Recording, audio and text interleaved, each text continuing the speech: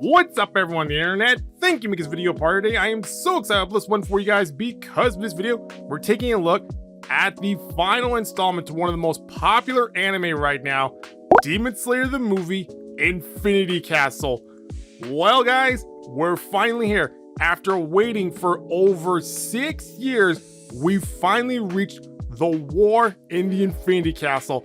After countless years of fan art and animations, we finally get to see the final war between Tanjiro and the Demon Slayers against Muzan and his hordes of demons. And oh my god, this movie drops us right into the action as it immediately picks up right where we left off last season, where every single member of the Demon Slayer Corps was teleported into the Infinity Castle, which is crazy because after that insane cliffhanger of a finale, the last thing the anime mentioned was how that was the final episode, meaning from here on out, the remainder of the story is going to be told on the big screen.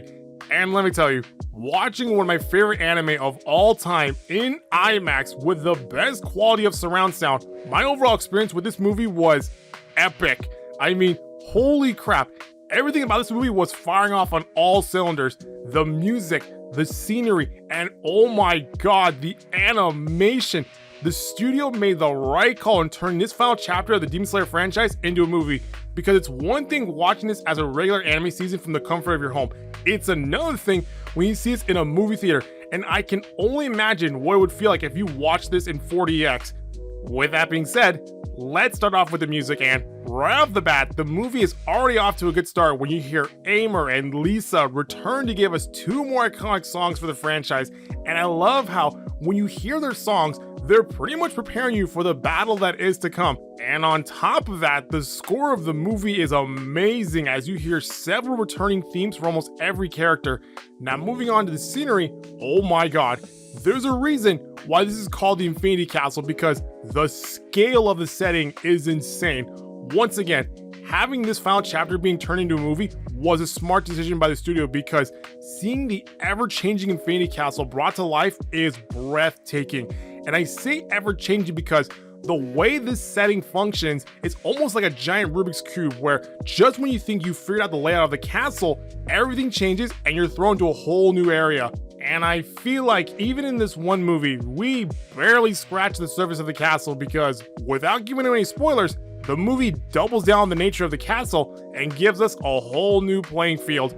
Now that being said, let's talk about the action, because if I had one word to describe it, it would be that the fights are very geometric, meaning that every area of space is essentially a kill zone. And let me tell you, a lot of people die in this movie, and that's one of the things that I love about the series, because this anime is not afraid to kill off some of its popular characters. Remember Rengoku? We all fell in love with him the moment he stepped on screen, and before we knew it, he was killed off near the halfway mark of the series. Man, to this day, I still miss Rengoku, but you know what? He went out with a smile, which is what we all could have hoped for.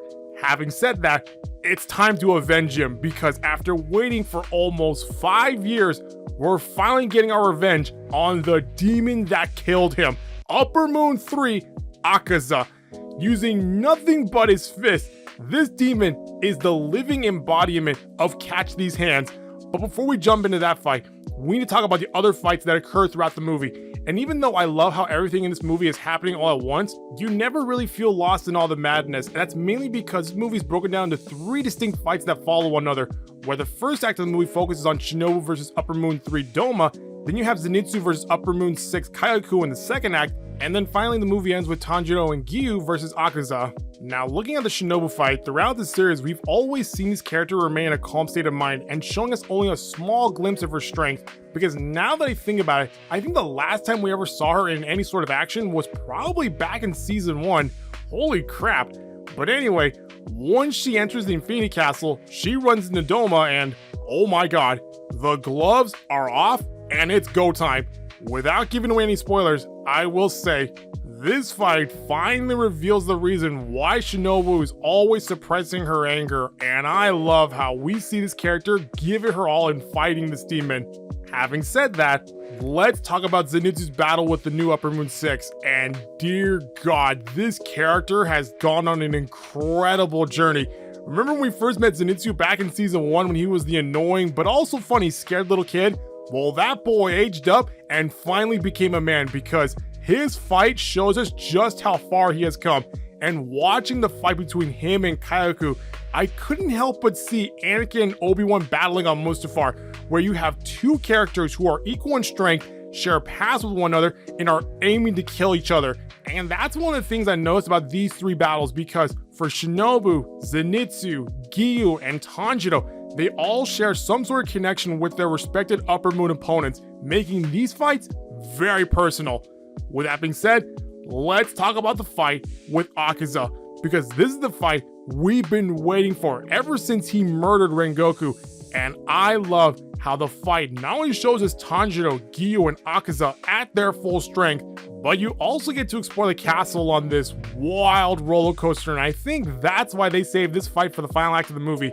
Don't get me wrong, as much as I love Shinobu and Zenitsu's fights, there was a sense of too much in a small space where you feel like you were locked in a cage with a wild animal. When you see the fight with Akaza, you're not only fighting this demon, but you're also exploring different parts of the Infinity Castle. It's almost like when you're in a fighting game and the opponent knocks you into a different arena. And I love how with every new arena we're thrown into, you gradually begin to see how each of these characters is being pushed to their limits.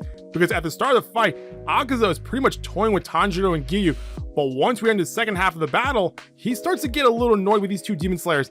And when we enter the final stage, he's had enough and he's seeking to obliterate them. And man, watching Tanjiro not only hold his own against Akaza, but also take control of the fight in certain moments, you see the progression this character has made since his first encounter with this demon. And let's talk about Giyu, because like Shinobu, we haven't seen this character in any action since probably season 1. And watching him give 110% in this fight, you can feel the kinship he has for Tanjiro. So having said all that, the fights in this movie are probably some of the best fights we've seen in anime history. And it'll be a while until another anime is able to top an experience like this, where you get to see incredible animation on the big screen. Having said all that, this movie does, however, have its flaws, and the one thing that everyone in the whole theater agreed on was that there is a lot of backstory and exposition. Now, I looked at the runtime and the movie clocks in at 2 hours and 35 minutes, but oh my god, it almost felt like a 3-hour movie. Because while the fights put us on this fast roller coaster, at some point during each fight, the pacing comes to a halt and you pretty much learn the backstory of every character. I mean, holy crap, everyone has a flashback scene in this movie. Shinobu, Doma, Zenitsu, Kyoku, Giyu, Akaza, and even Tanjiro, as if we didn't know enough about him already. And then there are also moments where the movie takes a step back and informs the viewer on heavy information that will play a factor later on. Now I get it, this movie is adapting the last mangas, and there are some things that we need to know if we want to have the storyline flow smoothly, but sometimes explaining too much can not only bore you, but also lose you sometimes. Not gonna lie, there were a couple times where I got lost when Tanjiro was explaining a certain technique on how to beat Akaza. Now, if this was a regular season, I'd be okay with that, because you can cut things out of the film and put it in an episode where you can expand more on it. In all honesty, this movie is probably split at 7:30, where 30% of the movie solely focuses on the action and the remaining 70% is backstory and exposition. And now, I just had a scary thought. When they eventually turn this movie into another anime season, because a lot of people weren't able to see the movie, they're probably going to add a lot more context to certain scenes in order to make their episode quota. So there's probably a draft out there where this 2.5-hour movie was once a 3-hour movie. And this is just the first out of 3 movies. I can only imagine the amount of backstory we're gonna get from when we battle Upper 1.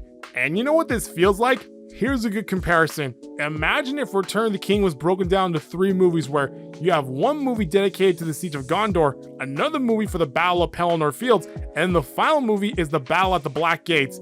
Now, having said all that, despite the incredible amount of times this story takes a detour, I still had a lot of fun with this movie because it delivers on what it promised, which is the final battle between humans and demons. Now, at the time of recording this, there hasn't been any word about when part 2 of this trilogy is going to be released, but I really do hope that it comes sooner rather than later.